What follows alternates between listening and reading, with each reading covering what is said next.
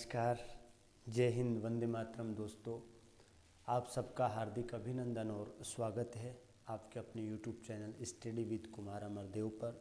और दोस्तों, मैं आपका दोस्त कुमार अमरदेव आज हाजिर हूँ आप सभी साथियों के समक्ष जो राज ऋषि भर्तृहरि मत्स्य विश्वविद्यालय RRBMU जो अलवर है उसके MA प्रवेश यानी स्नातकोत्तर पूर्वार्ध जो विषय हिंदी है, हिंदी साहित्य, उसके सिलेबस के संदर्भ में, पाठ्यक्रम के संदर्भ में और पेपर के पैटर्न प्रारूप के ऊपर मैं आप सभी साथियों से आज चर्चा करने के लिए, रूबरू होने के लिए हाजिर हुआ हूँ।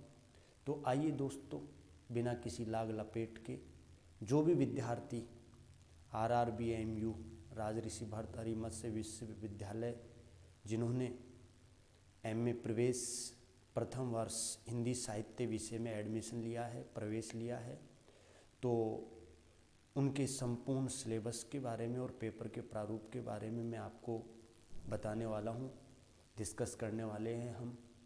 और साथियों, साथ ही साथ में आज ये अपनी इससे संबंधित पहली क्लास होगी। आगे मेरा प्रयास रहेगा कि मैं आपके जो पेपर हैं उनको भी पूरी तरीके से शानदार ढंग से पढ़ाने की कोशिश करूँगा। तो जुड़िएगा आप लोग। यदि चैनल पे नए हैं और आपको लगता है कि आपको अच्छा कंटेंट मिलेगा तो चैनल को लाइक करें, सब्सक्राइब करना ना भूलें। तो आइए चलते हैं, शुरू करते हैं। तो दोस्तों, अपना जो टॉपिक है वो तो यही है कि अपन जो डिस्कस करेंगे वो करेंगे साथियों RRBMU यानी राज ऋषि भर्तृहरि मत्स्य विश्वविद्यालय, कौन? अलवर। ठीक है। उसके यदि दोस्तों हम बात करें किसकी, जो क्लास जो है, कक्षा जो है वो आप डाल लीजिएगा। डिस्कस जो हम करेंगे, कक्षा जो है वो है स्नातकोत्तर। ठीक है, स्नातकोत्तर पूर्वार्ध, जिसे आप लोग साथियों MA प्रवेश या प्रवेश भी कह सकते हैं। ठीक है, डाल लीजिएगा। यदि हम दोस्तों विषय की यहाँ पे बात करें ना, तो विषय डालिएगा जिस पे हम लोग डिस्कस करने वाले हैं। दोस्तों, विषय है हिंदी साहित्य, विषय है हिंदी साहित्य। ठीक है दोस्तों, ये भी आपको ध्यान रखना है। यानी दोस्तों, हम डिस्कस करने वाले हैं जो राज ऋषि भर्तृहरि मत्स्य विश्वविद्यालय जो अलवर है उसकी जो कक्षा है स्नातकोत्तर पूर्वार्ध यानी MA प्रवेश। ठीक है, प्रथम वर्ष, और विषय जो है हिंदी साहित्य। उसके पेपर जो हैं उनके प्रारूप और सिलेबस के बारे में डिस्कस करने वाले, क्योंकि ये पहली क्लास है तो थोड़ा तारतम्य बन जाएगा दोस्तों। तो जैसा कि साथियों आपको मैं यहाँ बताना चाहूँगा कि अपने जो हिंदी साहित्य MA प्रवेश है प्रथम वर्ष जो है ना, उसमें दोस्तों सबसे पहले तो यदि मैं बात करूँ ना, 4 पेपर चलते हैं। कितने पेपर चलते हैं? 4 पेपर चलते हैं। ये आपको ध्यान रखना है, 4 पेपर चलते हैं। ठीक है, ये आपने ध्यान रखना है।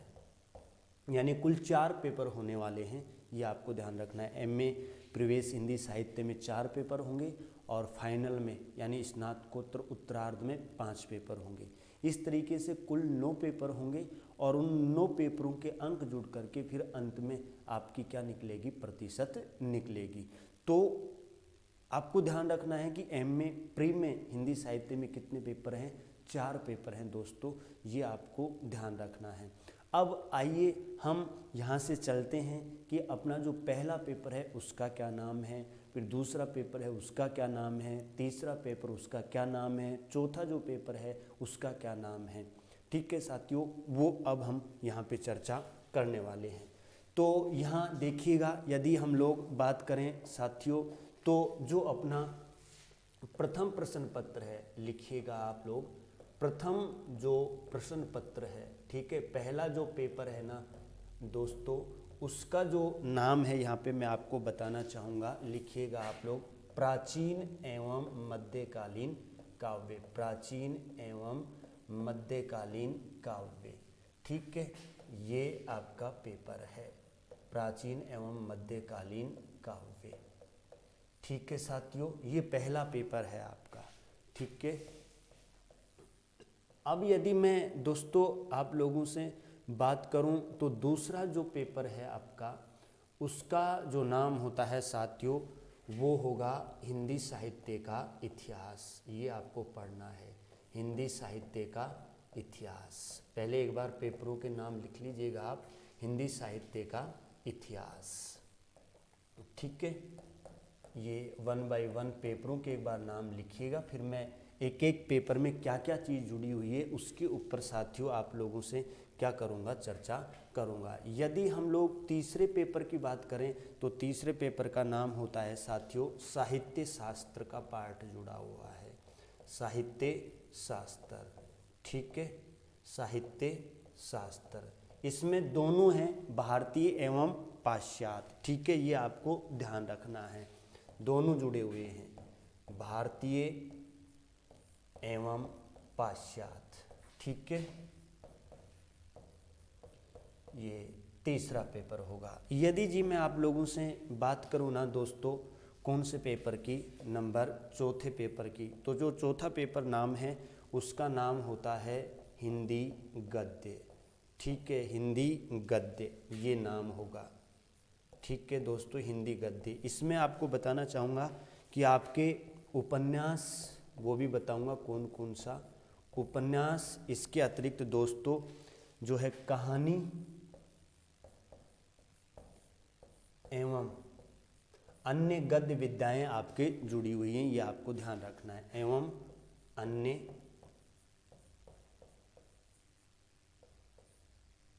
गद्य विधाएं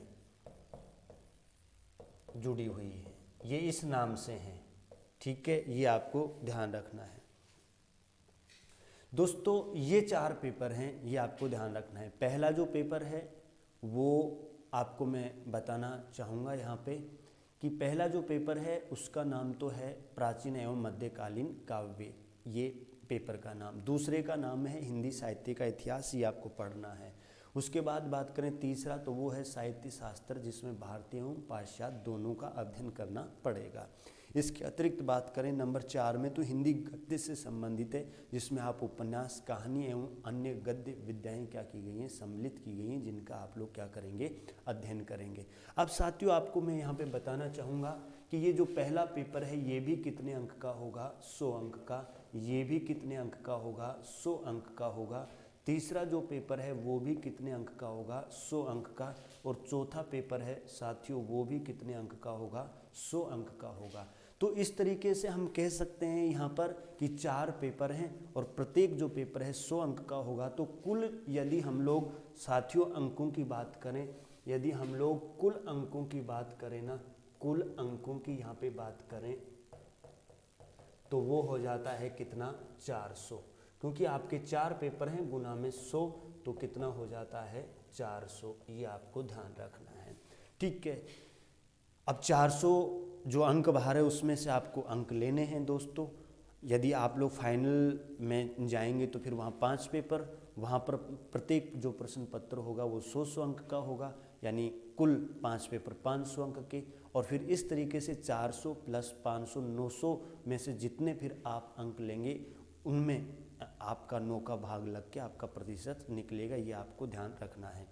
तो जहाँ तक मुझे उम्मीद है दोस्तों, यदि मैं आप लोगों से बात करूं यहाँ पे, तो जो 4 पेपर हैं उनके नाम आपको पता चल गया होगा यहाँ पे पूरी तरीके से, कि पहला पेपर है प्राचीन एवं मध्यकालीन काव्य, दूसरा हिंदी साहित्य का इतिहास, फिर नंबर 3 पे साहित्य शास्त्र भारतीय एवं पाश्चात्य, नंबर 4 पे हिंदी गद्य जिसमें उपन्यास, कहानी एवं अन्य गद्य विधाएं हैं, ठीक है।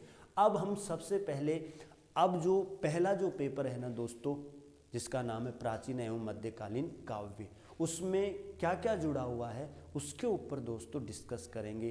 कितने रचनाकार हैं जिनकी काव्य रचनाएं अपने इस पहले पेपर में संकलित की गई हैं, जोड़ी गई हैं, उसके ऊपर हम साथियों क्या करने वाले हैं, अध्ययन करने वाले हैं। तो आइएगा हम पहले पेपर के ऊपर यहाँ पे क्या करते हैं दोस्तों, डिस्कस करते हैं यहाँ, ठीक है। तो देखिए यहाँ पे पहला जो पेपर है आपको मालूम है क्या नाम है, प्राचीन एवं मध्यकालीन काव्य, मध्यकालीन काव्य, मध्यकालीन काव्य, ठीक है जी। ये पहला पेपर है अपना। इस पहले पेपर में दोस्तों आपको मैं बताना चाहूँगा कि अपने यहाँ जो है 7 रचनाकारों की, कितने दोस्तों आप लोग लिखिएगा यहाँ मेरे साथ में, 7 रचनाकारों की, ठीक है, 7 रचनाकारों की, ठीक है, 7 रचनाकारों की काव्य रचनाएं, ठीक है, काव्य रचनाएं संकलित की गई हैं या जोड़ी गई हैं, ठीक है, संकलित की गई हैं। ये आप लोग उतारिएगा, ठीक है जी, ये आपको ध्यान रखना है। यानी हम बात करें कि अपने इस पहले पेपर में प्राचीन एवं मध्यकालीन काव्य वाला जो अपना पहला प्रथम प्रश्न पत्र है उसमें अपने दोस्तों प्राचीन एवं मध्यकाल के जो प्रमुख, यहाँ पे हम बात करें 7 रचनाकारों की रचनाएं क्या की गई हैं, जोड़ी गई हैं, ठीक है। अब हम जानते हैं कि आखिर वो 7 रचनाकार कौन कौन से हैं जिनकी रचनाएं जोड़ी गई हैं और कौन सी रचना उनकी जोड़ी गई है, उसके ऊपर भी हम लोग क्या करते हैं, चर्चा करते हैं। तभी तो अपनी तस्वीर क्या हो पाएगी, साफ हो पाएगी। और दोस्तों किसी भी परीक्षा में अच्छे अंक लाने के लिए ज़रूरी है कि उस परीक्षा में जो भी चीज़ जोड़ी गई हैं उनका जो पाठ्यक्रम में जो सिलेबस है वो अपने को पता होना चाहिए। साथ में पेपर कैसे आएगा, जो चीज़ हम पढ़ेंगे जो अपने पाठ्यक्रम में है उसको हम जो पढ़ेंगे वो पेपर में कैसे आने वाली है, वो जब हमें मालूम होगा तो बिल्कुल हम लोग यदि मेहनत करेंगे तो फिर अच्छा करेंगे दोस्तों। तो यहाँ हम डिस्कस करें, चर्चा करें पहला जो पेपर है अपना प्राचीन एवं मध्यकालीन काव्य, जिसमें कि मैंने बताया 7 रचनाकारों की रचनाएं जोड़ी गई हैं। तो वो 7 रचनाकार कौन कौन से हैं और उनकी कौन कौन सी रचनाएं अपने जोड़ी गई हैं, तो आइए उनको क्रम से हम लोग यहाँ पे देखते हैं दोस्तों, ठीक है। तो यदि साथियों मैं बात करूं नंबर 1, तो नंबर 1 पे यहाँ पे स्थान आ जाता है दोस्तों चंद बरदाई, ठीक है, चंद बरदाई, ठीक है, ये आपको ध्यान रखना है, ठीक है, चंद बरदाई। और चंद बरदाई की जो काव्य रचना है ना साथियों, पृथ्वीराज रासो, ठीक है, पृथ्वीराज रासो, पृथ्वीराज रासो, ठीक है। तो यहाँ पे बताऊंगा कि पृथ्वीराज जो रासो है वो पूरी काव्य रचना उनकी नहीं जोड़ी गई है, बल्कि यहाँ पे मैं आप लोगों से बात करूँ तो दोस्तों पृथ्वीराज रासो के कुछ भाग, कुछ टॉपिक जो हैं वो जोड़े गए हैं। वो मैं जब अपन 1 बाय 1 एक एक रचनाकार को पढ़ेंगे तब मैं पूरा बता दूंगा। अभी आप लोग फिलहाल वर्तमान स्थिति में बस आपको ये ध्यान रखना है कि भाई प्राचीन एवं मध्यकालीन जो काव्य है ना उसमें 7 रचनाकारों की रचनाएं जोड़ी गई हैं, जिनमें पहले नंबर पर आते हैं कौन, चंद बरदाई। और चंद बरदाई की कौन सी रचना, पृथ्वीराज रासो, ठीक है। लेकिन यहाँ मैंने बताया कि पृथ्वीराज जो रासो है वो संपूर्ण उनकी काव्य रचना नहीं पढ़नी है, नहीं जोड़ी गई, बल्कि उसके कुछ भाग जोड़े गए हैं। वो मैं आप लोगों को जब हम 1 बाय 1 एक एक रचनाकार को पढ़ेंगे, उनका जीवन परिचय, उनका साहित्यिक परिचय, और फिर जो काव्य रचना अपने पाठ्यक्रम में जोड़ी गई है, ठीक है, और उसका कितना अंश, कितना भाग अपने पाठ्यक्रम में जोड़ा गया है, जब हम उसका पूरा विस्तार से विश्लेषण करेंगे उस वक्त दोस्तों मैं आप लोगों को क्या कर दूंगा, बता दूंगा। ये आप लोगों को ध्यान रखना है, ठीक है। यदि दोस्तों हम लोग नंबर 2 पे यहाँ पे बात करें ना, तो नंबर 2 पे आ जाते हैं दोस्तों कबीरदास, ठीक है, ये आपको ध्यान रखना है, कबीरदास, ठीक है। और यहाँ पे मैं आपको बताना चाहूँगा कि कबीर ग्रंथावली, ठीक है, कबीर ग्रंथावली, ठीक है। और ये जो कबीर ग्रंथावली है ना, इसका जो संपादन जो दोस्तों किया है वो संपादन यहाँ पे आचार्य हजारी प्रसाद द्विवेदी ने, ठीक है, आचार्य, ठीक है, हजारी प्रसाद, आचार्य हजारी प्रसाद द्विवेदी, ठीक है, आचार्य हजारी प्रसाद द्विवेदी, ये ध्यान रखना है। यानी दूसरे जो रचनाकार हैं जिनका नाम होता है कबीरदास, ठीक है। अब देखिए कबीरदास की जो काव्य रचनाएं हैं उनका संपादन अलग अलग संपादकों ने किया, ठीक है। लेकिन यहाँ पे अपने को जो कबीर ग्रंथावली पढ़नी है ना, उसके संपादक कौन? आचार्य हजारी प्रसाद द्विवेदी। यानी जिस कबीर ग्रंथावली का संपादन किसने किया है? आचार्य हजारी प्रसाद द्विवेदी ने किया है ना, उस कबीर ग्रंथावली को अपने को पढ़ना है। यहाँ भी मैं बताना चाहूँगा कि जिस तरह चंद्र बरदाई की काव्य रचना पृथ्वीराज रासो के कुछ भाग अपने जोड़े गए हैं, उसी प्रकार से दोस्तों जो कबीर ग्रंथावली आचार्य हजारी प्रसाद द्विवेदी द्वारा संपादित है, वो संपूर्ण कबीर ग्रंथावली अपने को नहीं पढ़नी, बल्कि उसके कुछ पद अपने को क्या करने पड़ेंगे? पढ़ने पड़ेंगे। कुछ पद अपने क्या किए गए हैं? जोड़े गए हैं, जिनका हम क्या करेंगे? अध्ययन करेंगे। वही बात जब कबीरदास को हम पढ़ेंगे, ठीक है, तब हम वहाँ देखेंगे कि आखिर हजारी प्रसाद द्विवेदी की जो कबीर ग्रंथावली है उसके कितने पद जो हैं अपने एमए प्रवेश यानी स्नातकोत्तर पूर्वार्ध के पाठ्यक्रम में जोड़े गए हैं, ठीक है। वो उस वक्त हम देखेंगे कुल कितने पद जोड़े गए हैं और कौन कौन से पद हैं, उनका एक एक का हम दोस्तों क्या करने वाले हैं? अध्ययन करने वाले हैं। तो ये हो गया आप लोगों का।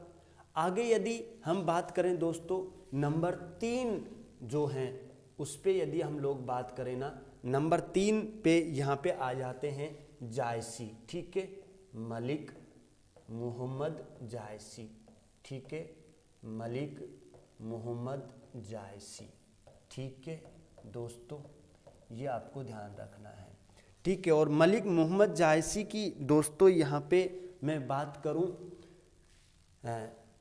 जो जायसी ग्रंथावली है, रचनाकार तो है मलिक मोहम्मद जायसी, ठीक है। लेकिन यहाँ पे मैं आप लोगों से बात करूँ कि जो मलिक मोहम्मद जायसी हैं उनकी ग्रंथावली है जिसका नाम है जायसी ग्रंथावली, ठीक है। कौन सी है? जायसी ग्रंथावली, ठीक है दोस्तों, जायसी ग्रंथावली, ठीक है। और ये जो जायसी ग्रंथावली है इसके संपादक कौन है दोस्तों? ये आपको ध्यान रखना है, रामचंद्र शुक्ल, ठीक है, ये आपको ध्यान रखना है, ठीक है। तो अब यहाँ पे हम बात करें नंबर 3 पे, तो वो तीसरे नंबर के जो रचनाकार हमारे होते हैं दोस्तों वो होते हैं मलिक मोहम्मद जायसी, ठीक है। और मलिक मोहम्मद जायसी की जो काव्य रचनाएं हैं उनका भी दोस्तों अलग अलग संपादकों के द्वारा संपादन किया गया।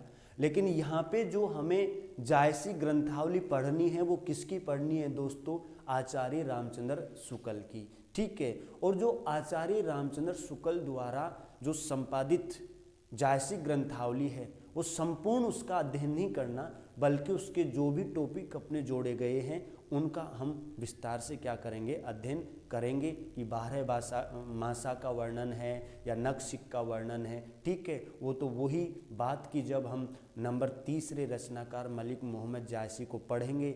और मलिक मोहम्मद जायसी की जो यहाँ पे ग्रंथावली, जायसी ग्रंथावली जिसका संपादन दोस्तों आचार्य रामचंद्र शुक्ल ने किया, ठीक है, उसके जो टॉपिक अपने जोड़े गए हैं उनका फिर हम एक एक का क्या करेंगे दोस्तों? अध्ययन करेंगे। नंबर 4 पे यदि दोस्तों मैं यहाँ पे बात करूँ आप लोगों के साथ में, तो नंबर 4 पे आ जाते हैं सूरदास, ठीक है जी। कौन आ जाते हैं?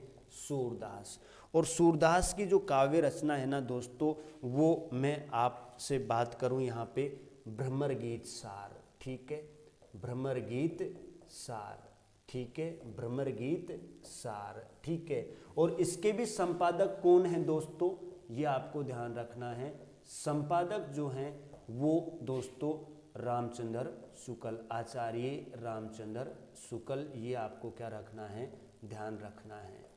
ठीक है, ध्यान रखना है। नंबर 4 जो रचनाकार हैं वो सूरदास हैं और सूरदास की काव्य रचना भ्रमर गीत सार। ठीक है, और जिसका संपादन किसने किया दोस्तों, ये भी हमें ध्यान रखना पड़ेगा। ठीक है, वो हैं आचार्य रामचंद्र शुक्ल। तो आचार्य रामचंद्र शुक्ल द्वारा संपादित जो भ्रमर गीत सार है ना, उसके पद अपने को पढ़ने पड़ेंगे, पूरे पद नहीं पढ़ने हैं। वो फिर वही बात कि मैं जब सूरदास के बारे में और सूरदास की जो रचना भ्रमर गीत सार है जिसका संपादन जो है दोस्तों शुक्ल जी ने किया, उसमें कुल कितने पद हैं और कितने अपने को पढ़ने हैं, वो उस वक्त मैं आप लोगों से क्या करूँगा, चर्चा करूँगा। आगे यदि हम बात करें नंबर 5, तो नंबर 5 पे दोस्तों रचनाकार आ जाते हैं तुलसीदास, गोस्वामी तुलसीदास। ठीक है, और तुलसीदास जी के द्वारा रचित जो रामचरितमानस है, ठीक है, आपको मालूम है कितनी शानदार बेहतरीन रचना है, महाकाव्य। ठीक है, आज जिन प्रभु श्री राम का स्वरूप जन जन के हृदय में विराजमान मौजूद है, उसकी छवि को दोस्तों बसाने का जो काम गोस्वामी तुलसीदास जी ने किया है वो बेजोड़ है, अपने आप में अतुलनीय है, उत्कृष्ट श्रेष्ठ है दोस्तों।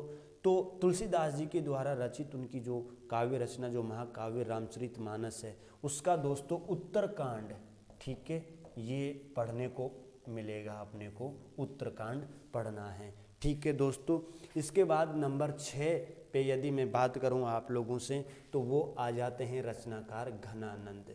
ठीक है, ये आपको ध्यान रखना है।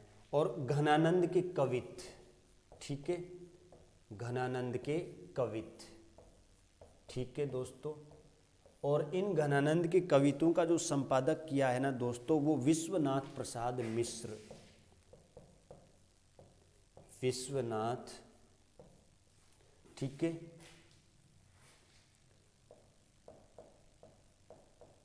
प्रसाद मिश्र। ठीक है दोस्तों, यानी छठे जो रचनाकार हैं वो हैं घनानंद। ठीक है, और घनानंद के कवित्त जो हैं वो हम पढ़ेंगे, और घनानंद के उन कवित्त जो हैं उनका संपादक किसके द्वारा किया गया, विश्वनाथ प्रसाद मिश्र। तो विश्वनाथ प्रसाद मिश्र के द्वारा जो घनानंद के कवित्तों का जो संपादन किया गया है ना, वो कवित्त हम पढ़ेंगे दोस्तों, ये आपको ध्यान रखना है पूरा बारीकी से। ये जो संपादक है ना, इनका बहुत गौर करके आपको ध्यान रखना है, क्योंकि यहाँ पे मैं बताऊँ कबीर ग्रंथावली अलग अलग संपादकों के द्वारा संपादित की गई। ठीक है, जायसी ग्रंथावली ये, लेकिन अपने को यहाँ पे जो जायसी ग्रंथावली है वो कौन, आचार्य रामचंद्र शुक्ल के द्वारा संपादित जो की गई है, उसके भागों को पढ़ना है। समझ में आई ये बात, उसके जो पार्ट अपने जोड़े गए हैं उनको अपने को पढ़ना है। उसी तरीके से सूरदास जी हैं, तो सूरदास जी की जो काव्य रचना भ्रमर गीत सार है, ठीक है, उस जिसका संपादक किसने किया, रामचंद्र शुक्ल ने, उसको हमें पढ़ना है। उसके जो पद अपने जोड़े गए हैं उनको पढ़ना है। फिर तुलसीदास जी का सीधा सा फंडा है यहाँ पे कि उनकी काव्य रचना जो रामचरितमानस है उसके उत्तरकांड को हमें पूरा पढ़ना है जो जोड़ा गया है। नंबर 6 पे आ जाते हैं घनानंद। ठीक है, और जो घनानंद के कवित्त जिनका संपादन किसने किया है दोस्तों, विश्वनाथ प्रसाद मिश्र ने किया है। तो विश्वनाथ प्रसाद मिश्र जी के द्वारा संपादित जो घनानंद कवित्त हैं उनमें कितने कवित्त जोड़े गए हैं वो मैं उसी वक्त आपसे चर्चा करूँगा एक एक के ऊपर डिटेल से, तो वो अपने को पढ़ना है। अंत में दोस्तों नंबर 7 पे यदि हम लोग बात करें यहाँ पे, तो नंबर 7 पे आ जाते हैं बिहारी। ठीक है, ये आपको ध्यान रखना है पूरा। और यहाँ पे हम बात करें दोस्तों बिहारी रत्नाकर, ये रत्नाकर, ठीक है, ये आपको ध्यान रखना है। जिसका संपादन जो है ना दोस्तों किसने किया है वो भी आपको ध्यान रखना है, जगन्नाथ दास रत्नाकर ने, जगन्नाथ दास रत्नाकर। ठीक है, ये आपको क्या रखना है, ध्यान रखना है। ये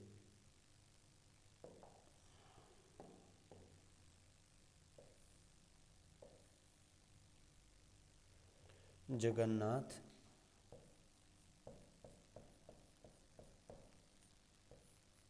दास रत्नाकर। ठीक है, ये आपको ध्यान रखना है दोस्तों।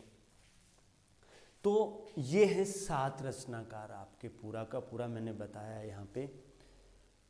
तो दोस्तों एक बार पुनः मैं आपको लेके चलता हूँ।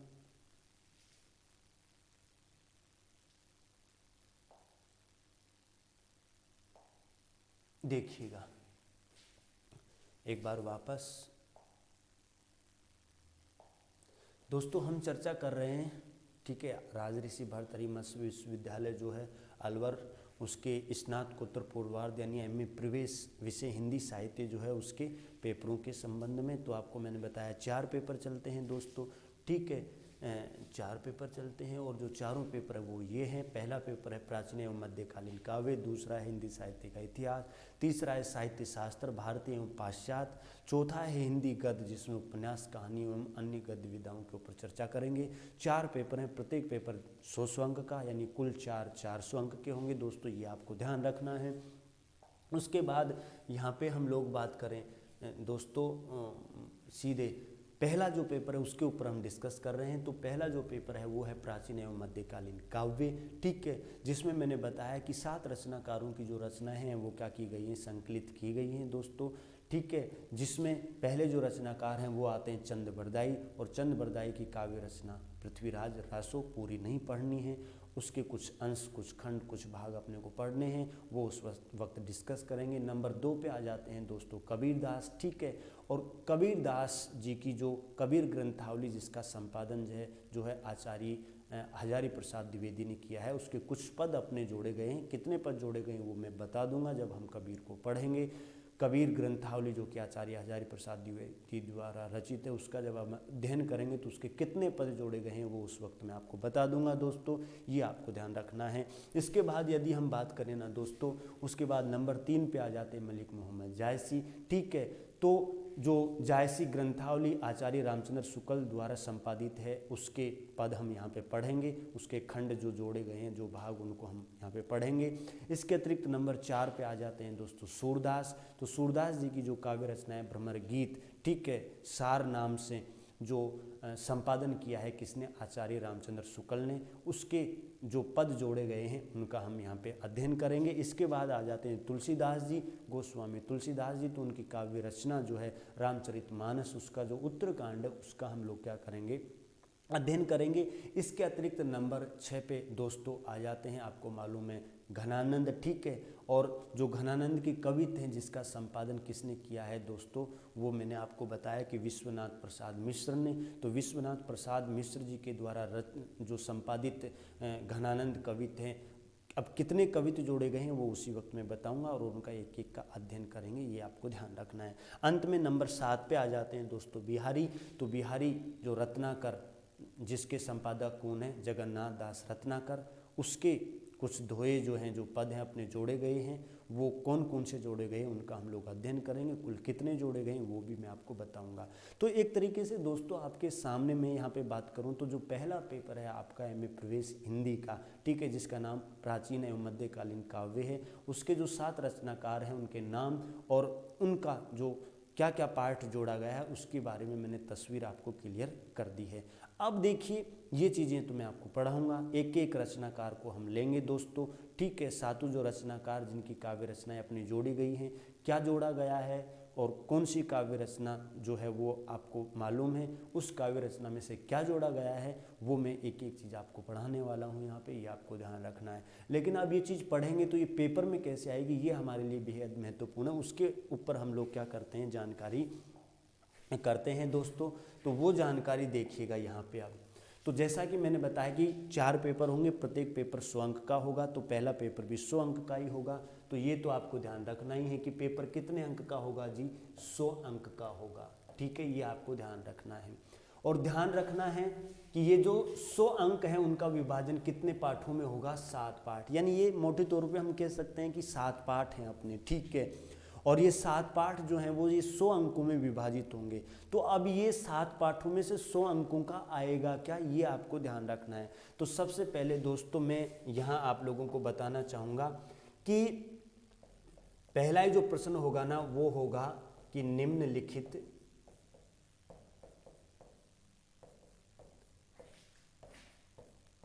पद्यांशों की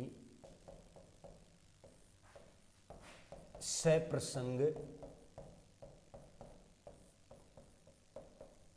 व्याख्या कीजिए।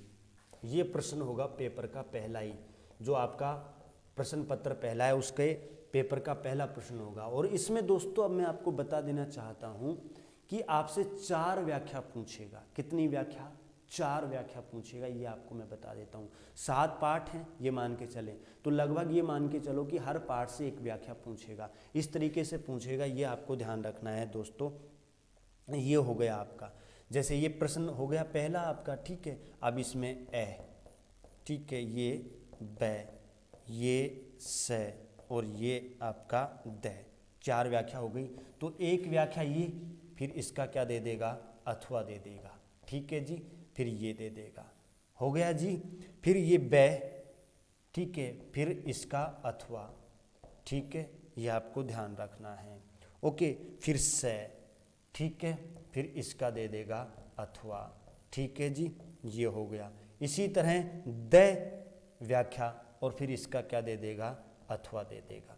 यानी मोटे तौर पे हम कह सकते हैं कि कुल जो है 4 व्याख्या आएंगी विकल्प सहित, ये आपको ध्यान रखना है, ठीक है पूरा।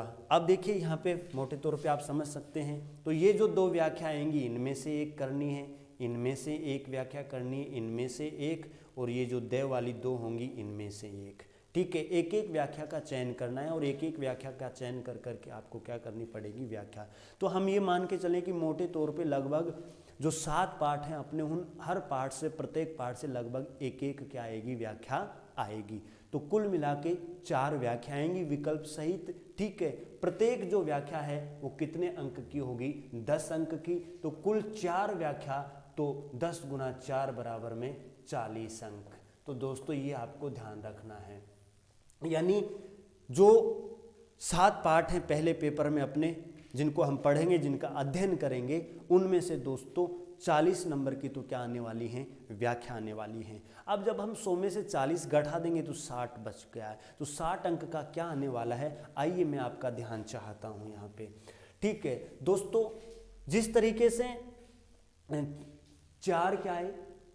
व्याख्याएं आई विकल्प सहित, उसी तरीके से फिर प्रश्न नंबर 2, प्रश्न नंबर 3, प्रश्न नंबर 4 और प्रश्न नंबर 5 और इनका अथवा, ठीक है।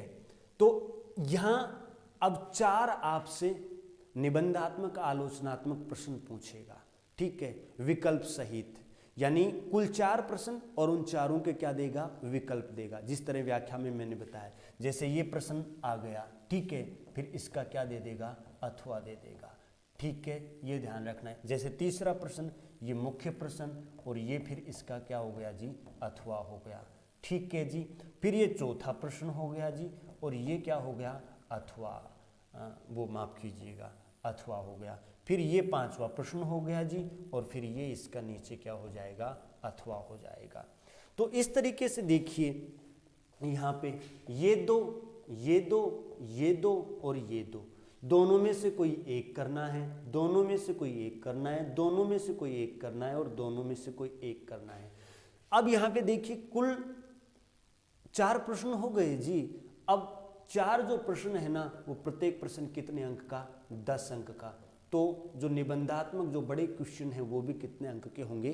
40 अंक के होंगे। अब यहाँ पे मोटे तौर पे मैं आपको बताना चाहूँगा दोस्तों कि 7 पाठ हैं आपके, तो लगभग ये मान के चलो कि हर पाठ से एक क्या आने वाला है? आपके निबंधात्मक आलोचनात्मक प्रश्न आने वाला है, ठीक है। कुल 4 होंगे लेकिन उनके विकल्प भी देगा, तो कुल 8 हो गए ना। करने 4 ही हैं, ये आपको ध्यान रखना है। तो मूल रूप से तो प्रश्न 4 ही होंगे, लेकिन 4 उनके विकल्प मिलेंगे। तो इस तरीके से हम कह सकते हैं कि कुल 8 प्रश्न हो गए, 4 करने हैं, ठीक है। तो लगभग हर पाठ से आपको एक क्या मिलने वाला है? प्रश्न मिलने वाला है। उनमें से 4 प्रश्नों के उत्तर आपको देने हैं, इस तरीके से पूरा। तो यहाँ पे यदि हम लोग दोस्तों बात करें तो 40 नंबर की आप लोगों के पास व्याख्या हो गई 4, विकल्प सहित आएंगी और 40 नंबर के ही 4 निबंधात्मक बड़े प्रश्न हो गए विकल्प सहित। तो कुल हो गया कितना जी, 80। ठीक है, 100 में से 80 जाएंगे तो 20 बचेंगे। अब 20 का क्या बचा हुआ है वो भी हम लोग यहाँ पे ध्यान देते हैं। आइएगा, इतनी बात समझ में आई होगी। अब जी देखिए यहाँ पे हम लोग बात करें, दो जो क्वेश्चन है ना, जो 2 प्रश्न हैं यहाँ पे मैं आपसे बात करूं तो जो 2 प्रश्न है ना दोस्तों, वो आपसे पूछे जाएंगे लघुत्तरात्मक प्रश्न। समझ में आई ये बात? इस तरीके से एक ये दे देगा और ये 2। ठीक है, जिस तरीके से 5वां तो ये 6ठा प्रश्न हो जाएगा। ठीक है, और 6ठे प्रश्न में फिर विकल्प 2 प्रश्न दे देगा वो। ठीक है, और उनमें भी अथवा देगा आपको, वैसे ये आपको ध्यान रखना है। तो ये लघुत्तरात्मक प्रश्न होंगे। ठीक है, अब ये जो प्रश्न है ना लघुत्तरात्मक जो 2 होंगे, ठीक है, इनमें विकल्प देगा। देखिए पहला जो प्रश्न है वो व्याख्या का होगा, जिसमें ए ब से द, ठीक है, ये 4 व्याख्याएं होंगी। फिर दूसरा, तीसरा, चौथा और 5वां, वो 4 बड़े प्रश्न होंगे आपके 10-10 अंक वाले। ठीक है, उसके बाद प्रश्न नंबर 6 आ जाता है। तो 6ठे प्रश्न में आपसे 2 लघुत्तरात्मक प्रश्न पूछेगा, ये आपको ध्यान रखना है। उनमें विकल्प देगा बट करने 2 हैं आपको। ठीक है, ये आपको ध्यान रखना है। लघुत्तरात्मक प्रश्न, प्रत्येक प्रश्न जो है 5 अंक का होगा, तो 2 प्रश्न पूछेगा, प्रत्येक प्रश्न 5 का, तो ये कितना हो गए, 10 अंक के हो गए। तो दोस्तों 40 की व्याख्या, 40 के निबंधात्मक प्रश्न और 10 के जो हैं वो लघुत्तरात्मक प्रश्न, तो टोटल कितना हो गया, 90। अब भी 10 बच गया, तो यहाँ 10 नंबर के जो है ना दोस्तों आपसे मैं बात करूँ ना, 7वां प्रश्न होगा। और फिर उस 7वें प्रश्न में जो है ना ये पूछेगा कि निम्नलिखित अति लघुत्तरात्मक प्रश्नों के क्या दीजिए, उत्तर दीजिए। ठीक है, ये तो मुख्य 7वां प्रश्न होगा। फिर उस 7वें प्रश्न में आपसे 10 अति लघुत्तरात्मक प्रश्न पूछेगा। ठीक है, जैसे मान लीजिए ये तो 2 प्रश्न नंबर 6ठा हो जाएगा आपका। फिर इसमें 2 माफ कीजिएगा, लघुत्तरात्मक प्रश्न पूछेगा, विकल्प देगा। इधर 7वां प्रश्न आपका होगा, इसमें आपसे अति लघुत्तरात्मक प्रश्न पूछेगा, देगा कि निम्नलिखित अति लघुत्तरात्मक प्रश्नों के जो है उत्तर दीजिए। और फिर इस तरीके से 10 क्वेश्चन आप लोगों से वो पूछेगा अति लघुत्तरात्मक। ठीक है जी, इस तरीके से ये आपको ध्यान रखना है। 4, 5, 6, 7, 8, 9, 10, और प्रत्येक जो प्रश्न है वो कितने अंक का होगा, 1 अंक का होगा। ठीक है जी, ये आपको ध्यान रखना है। कुल कितने प्रश्न होंगे, 10, तो 10 गुना 1 बराबर कितना हो गया, 10 अंक हो गया दोस्तों। तो अब यहाँ पे देखिएगा, हम सीधे तौर पे बात करें दोस्तों, तो 40 नंबर की व्याख्या हो गई, 40 नंबर के बड़े प्रश्न हो गए, 10 नंबर के लघुत्तरात्मक और 10 नंबर के अति लघुत्तरात्मक प्रश्न हो गए। कुल मिलाकर कितना हो गया, 100 अंक का। अब यहाँ पे देखिए महत्वपूर्ण जानकारी ये और आपको ध्यान रखनी है। आपको मैं बता दूं कि ये जो 20 नंबर का जो पार्ट है ना, 10 के लघुत्तरात्मक और 10 के अति लघुत्तरात्मक, यानी टोटल जो 20 नंबर का अंक बाहर है ना, ये जो प्रश्न पूछे जाएंगे आपसे लघुत्तरात्मक और अति लघुत्तरात्मक, ये जो प्रश्न होंगे ना साथियों, ये जो प्रश्न है ना, ये जो आपके वो 7 जो रचनाकार हैं, जैसे नंबर 1 पे चंद बरदाई आ गया, फिर कबीर आ गए, ठीक है, उसके बाद जायसी, ठीक है, फिर सूरदास आ गए, फिर तुलसीदास आ गए। ठीक है जी, इस तरीके से जो 7 रचनाकार हैं उनके जीवन परिचय, ठीक है, इसके अतिरिक्त साहित्यिक परिचय, और जो काव्य रचना उनकी अपने इस पहले पेपर के पाठ्यक्रम में सिलेबस में जोड़ी गई है। जैसे मान लीजिएगा चंद बरदाई की पृथ्वीराज रासो जो काव्य रचना है वो जोड़ी गई है, तो उसके संबंध में भी अपने से पूछेगा। ठीक है, ये आपको ध्यान रखना है। देखिए जीवन परिचय के संबंध में प्रश्न पूछ सकता है। ये जो 2 आपके दोस्तों लघुत्तरात्मक और 10 अति लघुत्तरात्मक जो प्रश्न पूछे जाएंगे, वो जो 7 रचनाकार हैं उनके जीवन परिचय, उनके साहित्यिक परिचय, और जो काव्य रचना उनके अपने सिलेबस पाठ्यक्रम में जोड़ी गई है उसकी विषय वस्तु से संबंधित भी क्या किए जा सकते हैं, ये 20 नंबर के प्रश्न पूछे जा सकते हैं। ये आपको क्या रखना है, ध्यान रखना है। तो उम्मीद करता हूं कि आपको जो पहला पेपर है में प्रवेश हिंदी का, ठीक है, प्राचीन एवं मध्यकालीन काव्य, उसका जो सिलेबस, जो पाठ्यक्रम है और जो पेपर का पैटर्न, जो प्रारूप है, वो निश्चित ही समझ में आया होगा दोस्तों।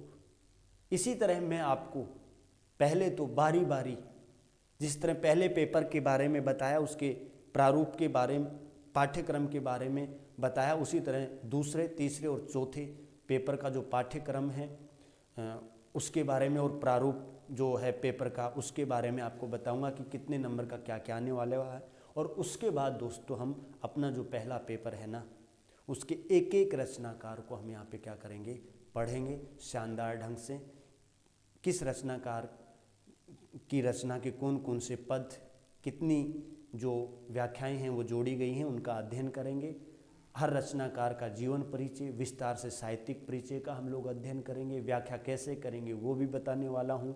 प्रश्न किस तरीके से पूछे जाएंगे, उनके उत्तर कैसे दें, इन सब पे मैं आपसे चर्चा करने वाला हूँ। और दोस्तों आपके एमए प्री का और जो एमए फाइनल का होगा ना, यानी जो स्नातकोत्तर जो आपकी कक्षा है एमए प्री और फाइनल, उसका जो सिलेबस है, ठीक है, 9 के 9 जो पेपर हैं वही लगभग आपके नेट जीआरएफ में आने वाले हैं। तो यहाँ से मैं उसी स्टैंडर्ड से आपको पढ़ाने वाला हूँ, न कि एमए प्री और फाइनल के स्टैंडर्ड से, बल्कि नेट जीआरएफ का जो स्टैंडर्ड है उसी लेवल से मैं आपको पढ़ाने वाला हूँ।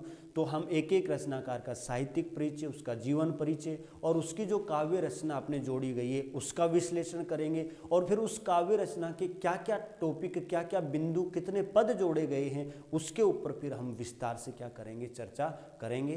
तो बाकी आज के लिए तो इतना ही, मिलते हैं नेक्स्ट क्लास में। तब तक के लिए नमस्कार, जय हिंद, जय भारत।